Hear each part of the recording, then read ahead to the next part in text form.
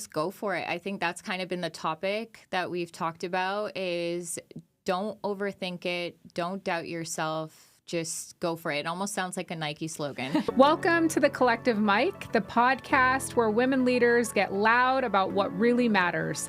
I'm your host, Joyce Tody, founder of Collective Women's Leadership. We are not here for fluff. We're here to lead, build, and rise together. Whether you're climbing the corporate ladder, building your own brand, or redefining leadership on your terms, this mic is for you. So let's get into it. Welcome, everyone, to the Collective Mic. I am Joyce Tody, your host, and today I am so excited for you to meet Meesha Moulton with Moulton Law. Is it Meesha Moulton Law? Meesha Moulton Law, yes. Do it again. Yeah. That's how it works. Hi, everyone. My name is Joyce Tody. Welcome back to the Collective Mic. Today, I am so excited to have a Collective Women's Leadership member here, Meesha Moulton, with Meesha Moulton Law, making bold moves when she moved from Vegas. We're going to get into all of the things today, her journey from law school to founding her own firm, the passion driving her personal injury and immigration work, which in today's world, that's very important, and what leadership looks like when life throws you curveballs, specifically in the law industry. So welcome, Meesha. Thank you for having me. I'm so excited to sit down and talk to you today. Really, I've watched you since you, I think, hit the scene here in Vegas. Yes. And you have turned bold stories, fierce insights that you have, practical leadership lessons that I think, I've watched through not only your Instagram, but really kind of what you represent. And I know that we are always in the same circle. So I just commend you for the fierceness you bring to our community. Thank you so much. I appreciate it. So walk us through your origin and courage, right? So the Collective Mic is all about making bold moves, and just walk us through law school, moving from Canada to Vegas, and what that's looked like. Yeah, absolutely. So I'm born and raised in Toronto, Canada. My parents were both factory workers, actually. So I am, first generation to be able to go to school and be able to, get a degree and do all of that. So I went to undergrad at York University in Toronto, and then I applied to different law schools, and Michigan State actually had a program that allowed you to do your JD both in Canada and the United States. So that was very appealing to me.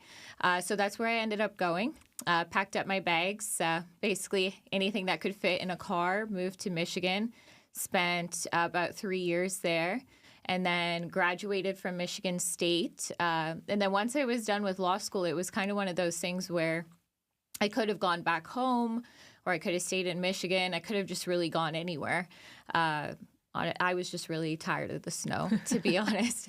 Getting up in the morning. From Toronto and Michigan, right? Yeah, starting your car, waiting, 10, 15 minutes for it to warm up. I was like, there has to be a better solution. So my better solution was moving out west. And at the time, California is just, and still to this day, just very saturated in terms of the legal market. So I was kind of thinking, okay, Vegas, I love going there. Or Arizona. We just happened to land on Vegas. So once again, kind of packed up the car and whatever could fit in it, traveled to Vegas. And once I was here, I had, signed up to take the bar exam. And that was a good, probably 2-month process of just studying for that, prepping. And then once I had taken the bar and that was behind me, I applied for my first job. And that was kind of, started from the bottom there and just kind of worked my way to the top. Congratulations. Thank you. Talk about a bold move from Canada to Michigan. Yeah. And then out west, you had visited Vegas before, but after you passed the bar, you then, when you were working for your small firm, so personal injury, correct me if I'm wrong, it's typically male dominated? Yes, incredibly. Yeah, I would still say even to this day, if you look at who actually owns firms, I'd say probably about 95% of them are still males. And then there's probably a very small population of probably 5% that are female-owned firms. Of course, there's many more female attorneys, but ones that actually own their own firms is a very small group. Wow, that's huge. Yeah. And what was the hardest thing what was the hardest no that you had to accept early on? So working in a male dominant industry, and then how do you fuel your yes, right? How do you turn those no's and stops maybe that some people put in your way and said, I'm just going to plow through and continue to move on? So my very first, just job that I had, where I was working as a legal assistant until I passed the bar. And then once I passed the bar, I was able to get a job as an associate attorney. There was just a lot of hurdles that I had to face working within that field. And one of them was me just being a young female attorney. And my boss basically had kind of helped in a lot of ways he was not an easy person to work for. I have a lot of stories in that aspect too, but I think it really allowed me to get thick skin, work my way up in a lot of aspects. But there was a lot of, issues with the other male attorneys that I worked with that felt like they were older, more experienced. And then all of a sudden, this young girl comes along that has no experience, but I had a lot of like business experience and just things that I wanted to change, things that I could see in the firm that were working really well and others that weren't working well. So I was bringing a lot of ideas to the table. And let's just say not everyone was a huge fan of that. So, right. Yeah. Yeah. But it's how you continued to show up. Yes. With purpose and intention and really putting your best foot forward. I mean, we always talk about, right, women, we still continue to be up against some of those issues in corporate America that you experienced in the legal world, and really consistently showing up like you mean it, determined with intention, with a point of view. Yes. Having, right, all of those things that I teach women. I mean, those are the things that hold typically in any boardroom that you've seen. Would you agree that those are the things that really hold women back, right? If they're not being heard, it's because they're not showing up with consistency and with presence. Yes, absolutely. And no opinion, because maybe they're afraid, or maybe they think their opinion doesn't matter, or their point of view might not hold weight, but it does. I think we're just kind of taught to stay in the shadows a little bit, or just to, speak when being spoken to is I guess, still a good way to kind of put it. And so I think a lot of people have, I think they don't want to be like that super forward, almost abrasive woman, right? And I think that there's a balance. I think that you can be opinionated and you can, show what you're interested in and present ideas, but you can do it in a way that's, not abrasive. But that's just kind of how we're taught, is just, women kind of sit in the background, and when they're told to kind of come to the forefront is when we have the ability to do that. But I think if more and more women these days are paving their own way and are saying, no, like I have great ideas, I want to present them, I think that if we go this direction it'll work better. And I think we're getting more confident, and I think what you're doing, the work you're doing, is actually helping a lot of women overcome those fears. Yeah, so, I hope so. Thank you. So taking, again, another bold move is when you, after you became an associate and you were with another firm. Yes. How long did it take you then at that point to decide that you wanted to go on your own and you were going to bet on yourself here in Las Vegas as a woman in the personal injury space and immigration space? What does that look like and feel like when you were making that really scary move? So definitely a very scary move, because the one thing that I had was, stability and consistency. And that's the one thing I probably have been lacking most of my life, to be honest. So I was like, at least with this job, I could probably be here for like the next 20 years, no problem. Sure. And we had already, changed a lot in the firm. Things were working a lot better. But I just kind of got to a point, specifically, I think, after COVID, where I was like, I'm dealing with these unprecedented situations. My boss at the time was like, just, I don't want to deal with any of this. You handle it. And it was just, I had 55 people, and we were trying to figure out, there's no business coming in through the doors. This is the overhead. I don't want to let anybody go. So how do I balance all of this out? And I think after that, and then just kind of going through like the different hurdles that I went through, just at work and then in my personal life as well. I was like, I really just think if I can do this for someone else, just imagine what I can do for myself. So I don't really overthink, I guess, is another thing too. For me, it's like when I kind of come up with an idea, I'm like the time lapse between the idea to execution is incredibly small. So I was like, okay, it's just time to do this. And I filed an LLC, and between that period of time to like when I was advertising and had an official firm was, I'd say, 3 months. Oh, wow. Congratulations. Yeah. Thank you. Yeah, that's so interesting. I do find women that have made these bold moves into careers or businesses or LLCs make decisions very quickly. Yes. And we come across women so often that are like, it's not perfect. I need to wait. I'm not sure.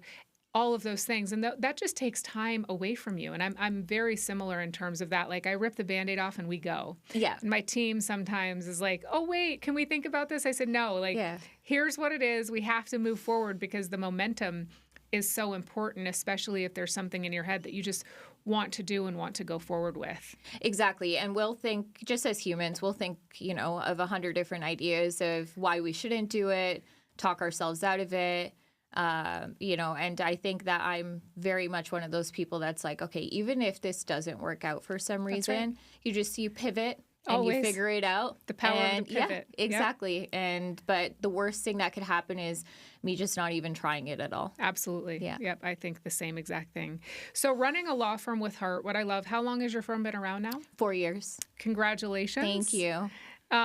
So your firm has been recognized already for some major awards, which I want to get into. Top 100 civil plaintiff lawyers and top 40 under 40. Yep. Congratulations. Thank you. I did my research correct.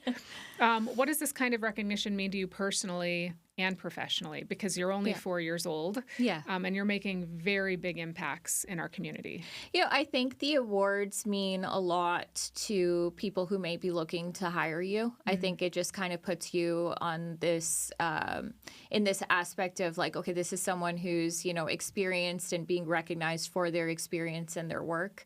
So I think it means a lot in that aspect. Me personally, I'm always incredibly appreciative for awards, but that's not really what's ever driven me. Right. So, yeah. I think it is impressive, though. Thank you. Boutique law firms are known for personalized client experiences. You are considered a boutique law firm. Yes. Which I like. So what's one story that still moves you in terms of where your personal touch kind of really made an impact? Yeah. Unlike maybe where you came from in like a larger firm. Yeah. So the boutique aspect for me has always been, when you come from a larger firm, you realize that like the person that's on the billboards isn't the person that's meeting with the clients, or they will probably never have the ability to meet with that person. And so what I wanted to do was, if I'm advertising and it's like I'm giving this firm my name, it's just any client who wants to meet with me at any point. I always make time for them. I give people my phone number. They have the ability to reach out to me directly. And with my previous firm, I was working on catastrophic accidents. So that's really where I kind of got a lot of my experience working on like those major injury, just ugly cases that nobody wants to have to deal with. So it gave me a lot of good experience, just, obviously understanding what these individuals are going through, and their lives have turned upside down and they're coming to you for help. And sometimes I tell my staff all the time, I was like, there's moments where, it could be frustrating or overwhelming, but it's like they're basically placing like all their trust in their lives in your hands. So you need to really just be, incredibly empathetic and understanding of that. So I do teach a lot of just my way of like, handling situations, being patient. And I really try to translate that into like the way that my firm runs and works, especially now with immigration. I mean, more so than ever, talk about putting, your life in your attorney's hands. One of the reasons I got into immigration was obviously, I'm an immigrant myself. Yep. My family, immigrated from different parts of the world. And I'm very familiar with just obviously that life and what people give up just to have a chance to be here. And, I believe in doing it the right way, and I want to help people achieve that. Yeah.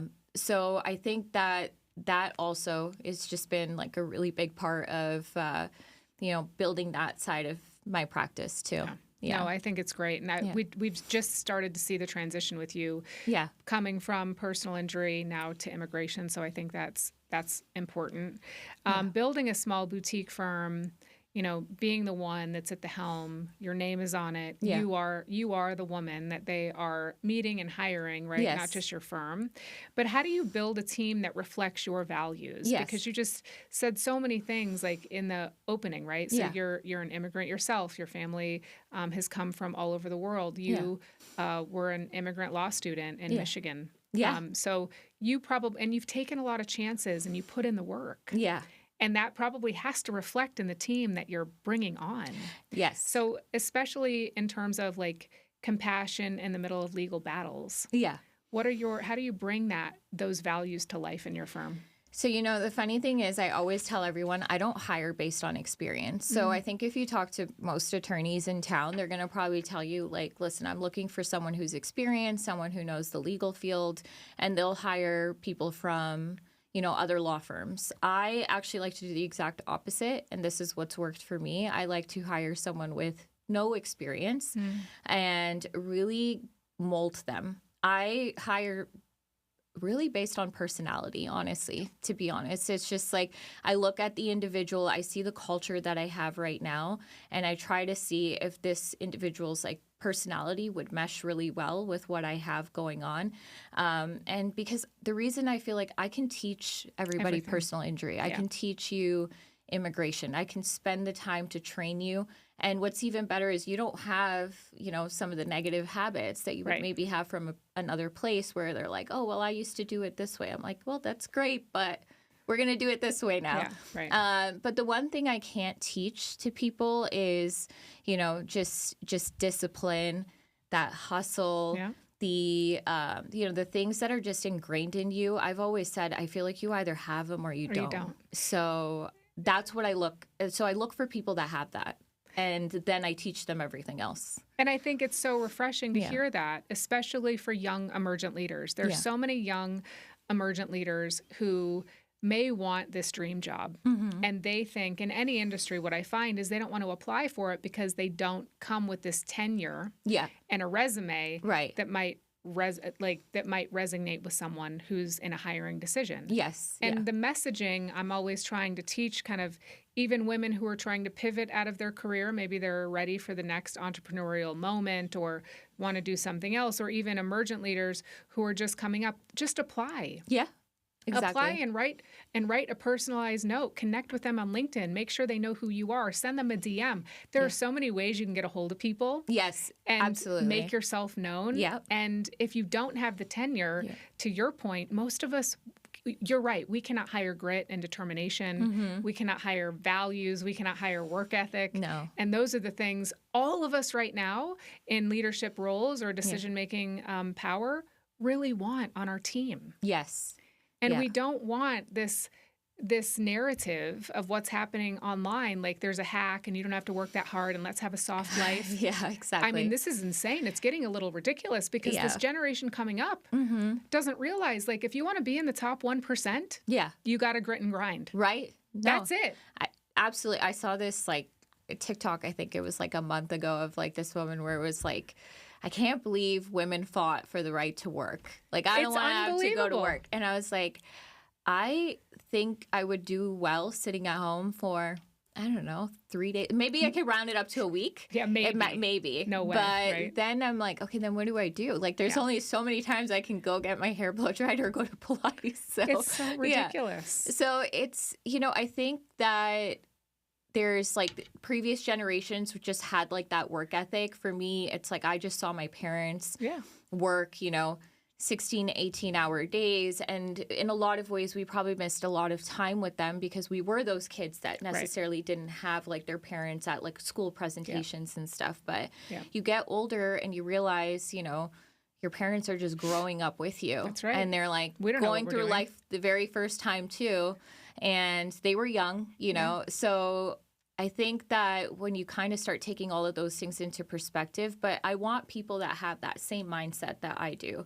So it's like right now, it's like I didn't really plan it this way, but I have people from like different parts of the world that are working on my Oh, that's team. great. And it's just like, one of my team members is like from Ukraine, spent a lot of time in Egypt teaching. Like I have another team member who's from Mexico, actually went to law school a lot later in life, just graduated, wow. and now he's one of my immigration lawyers. That's and great. It's just like, so I love that mentality of just people kind of coming from like different walks of life, but the one thing we all have in common is just that work ethic. That's right. Yeah. I think it's so important.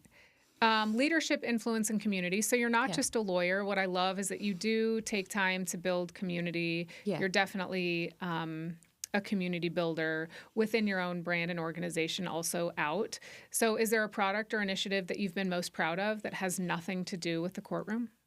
Yeah, absolutely. The funny thing is I feel like most of the things that I'm incredibly proud of course, I'm always proud of like my results that I maintain for my clients, but it's really just my ability to be able to give back and it just, help in any kind of way. So I'm always looking for ways where I'm like, okay, what can I possibly donate to that's going to go directly to an individual, help them or their family. But I'd say for me, one of the initiatives that I'm most proud of is the Vegas for Athletes that I do. Yeah. That's the heart screening aspect, and that's because I had met Troy and Renee. They're the ones who run that organization. I had met them like about a month after my dad had a cardiac arrest at 59.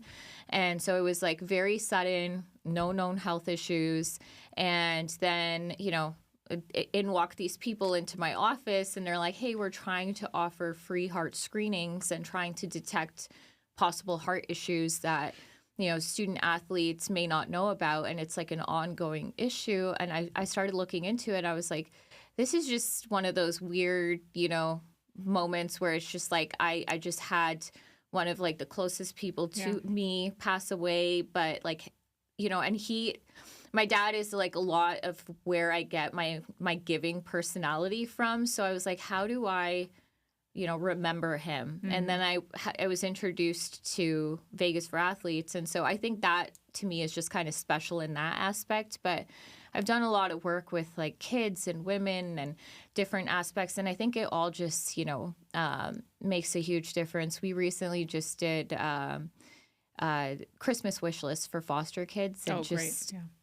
learning about all the great work that they do. And like, a lot of these kids are celebrating Christmas for the first time, and just even having the ability to give back to something like that just makes me super grateful. Yeah. Yeah. That's lovely. You lead a lot of people through trauma. Yeah. So that is something that's not necessarily taught, because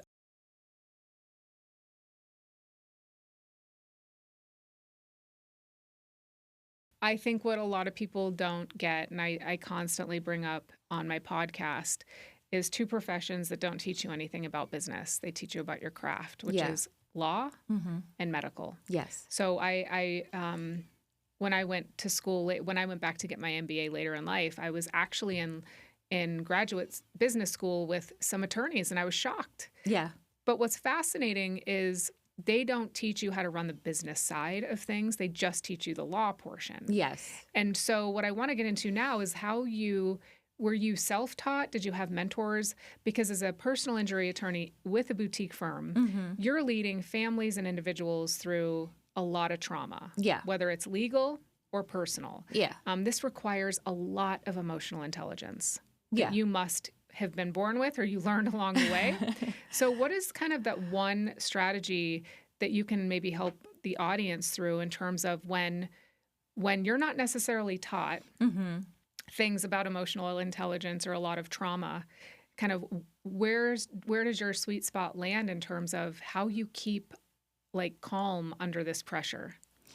I think a lot of it is just something that obviously I just have because of, my upbringing, my childhood, in terms of a lot of that was like, hey, like you just got to go figure it out. So, Right. Yeah. So it's like, you're like 10, 12 Yeah. and you're just out there in the world and you're just, okay, we're going to figure it out. And I think that developed a lot of, street smarts in a lot of ways. And I say, like, I utilize a lot of that in my business today.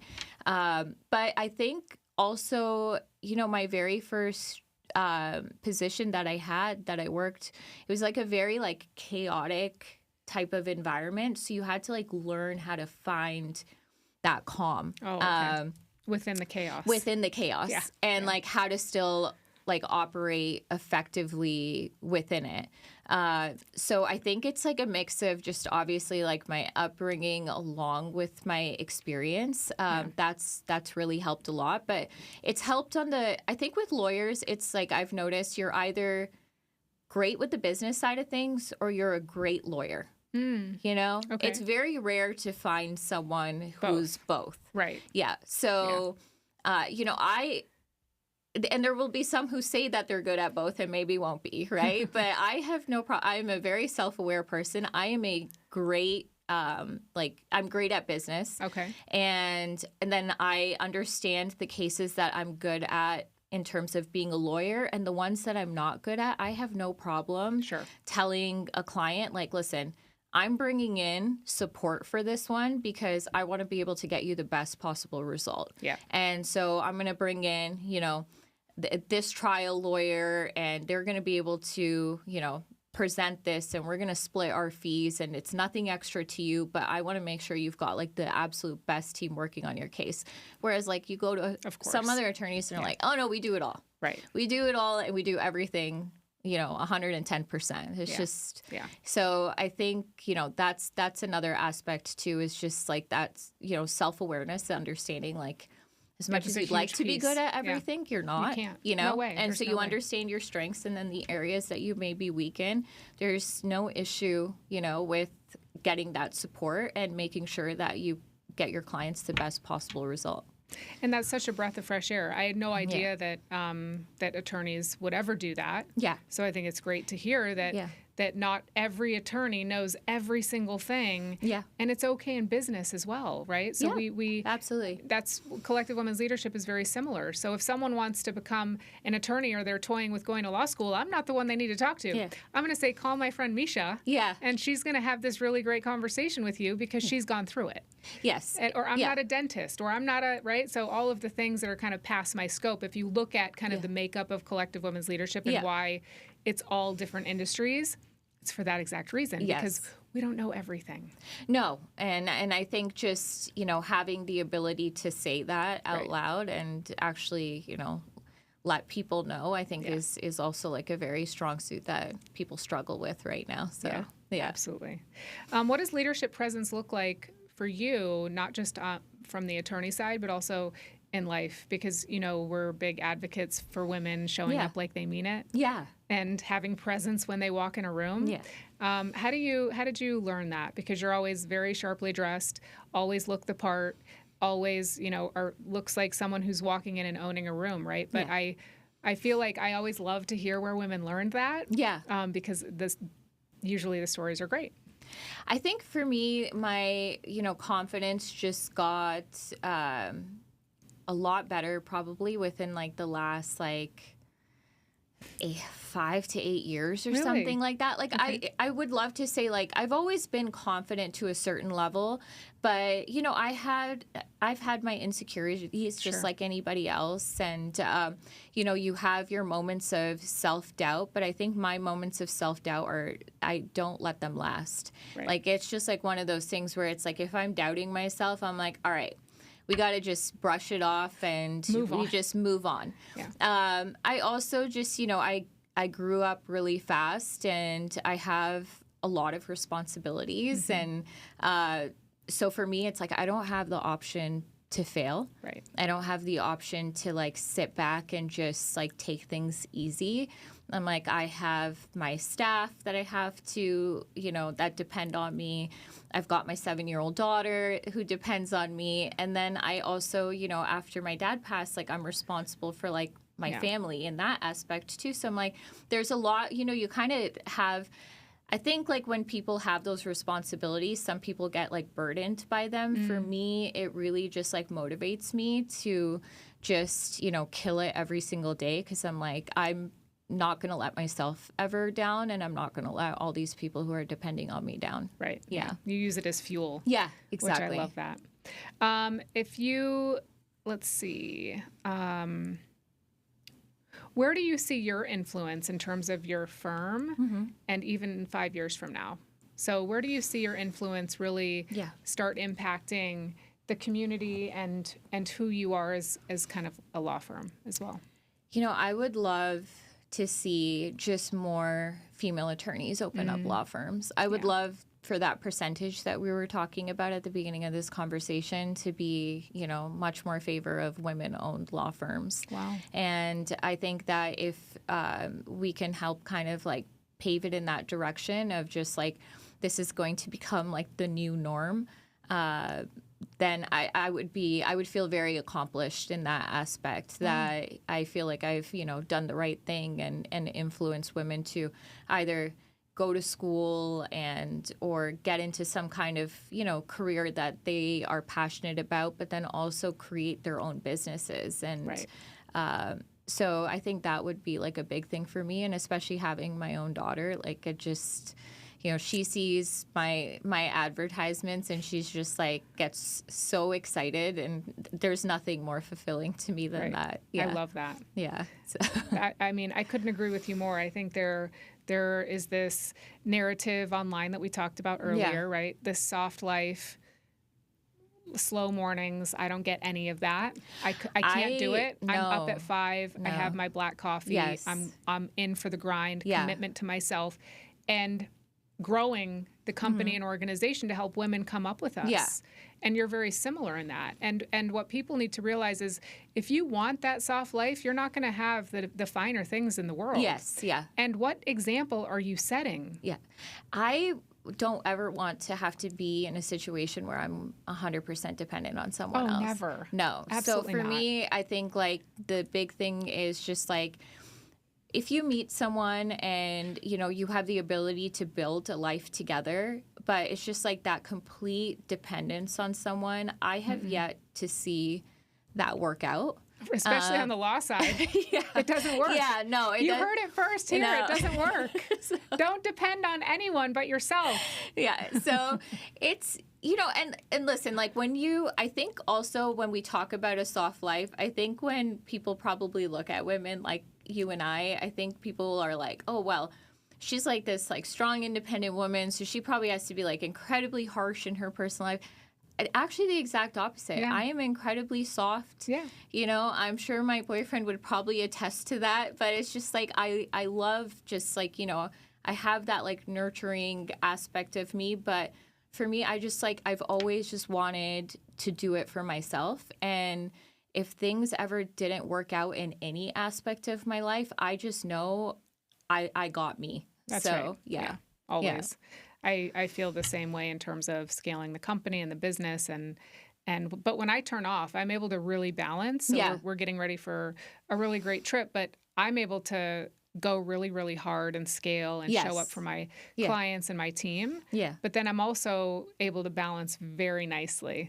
But it's through the work that we're constantly doing day in and day out that allows us to be able to truly turn everything off. Yeah, for sure. And I think with the whole like soft life thing, it's like become more of a trend, I don't know, within like the last like year, 2 years or something like that, where it's like, I feel like we're almost taking like a shift backwards. Yes. Like there was like this whole movement of like, Women's like empowerment, women's empowerment, leaderships. leadership, and now it's almost just like, oh no, it's okay. I'll be fine if someone takes care of me and pays all my bills. And I'm Oh like, my God. Makes me absolutely sick. I was like, I mean that sounds great, but it It's not doesn't gonna last forever. No, it doesn't last. And then when you're like, later on in life, in your 40s and 50s, and you're like, I have a huge gap in my resume. I have no experience. All of these credit cards are his. Yep. And the car's the his. car's The house is his. What's the next plan? So, I could not agree with you more on that. Rapid fire questions. Yeah. Do you drink coffee or tea? Coffee. How do you take it? I do like creamer, Yeah, but same. yes, coffee is my one vice in life. Same. Yeah. Books or podcasts? Books. Oh, you're a reader. Yeah. Oh, you're a lawyer. I mean, Yeah. you guys have to read like nonstop all the Yeah. time. I do like listening to books though too. Like, Yeah. so that's kind of become a thing for us recently where it's like we'll head to the beach and then we'll go on like an 8-mile walk and just listen to books. Like we each share like an that's cute. AirPod. Yeah. That's adorable. Yeah, That's a thanks. great idea, actually. One habit that keeps you sharp daily. Ooh, working out, honestly, for Yeah. me. Like as much as we do it for vanity reasons, I really do it for like my mental health. Like everyone's like, how do you remain so calm? I'm like, I work out like a nut job. Yeah, Yeah. same. Yeah. And I've been doing it for many years, but I think that's what really keeps me grounded Yes. and Yeah. ready to give all I can give. Exactly. day. Yeah. Yeah. What's one bold statement you want every woman listening to take away from this episode from Meesha Moulton? Honestly, just go for it. I think that's kind of been the topic that we've talked about is don't overthink it. Don't doubt yourself. Just go for it. It almost sounds like a Nike slogan, but it's just more along the lines of, you're never going to regret once you actually just put in the work and the effort. And even if you have to pivot, that's not a failure. And you'd be surprised. Like, I think most people will not allow themselves to fail, especially if they have the discipline. Yeah, absolutely. No soft life. No soft life. No soft life here. That's You heard for it sure. here. Well, I can't thank you enough for Thank coming you. into the Collective Mic today. Thank Thank you you, so everyone, much. for listening. And how do people find you? They can give me a call at 702-602-7500. You can find me on Instagram at Meesha_Moulton Law, or I'm, pretty. You're all around. You can Google me pretty easily at this point, I think. That's right. Yeah. Well, hopefully you all loved this Yeah. episode today. Please like, share, comment, and subscribe. And we will see you next time. Bye, everyone. Bye. Thank you. Welcome to the Collective Mic, the podcast where women leaders get loud about what really matters.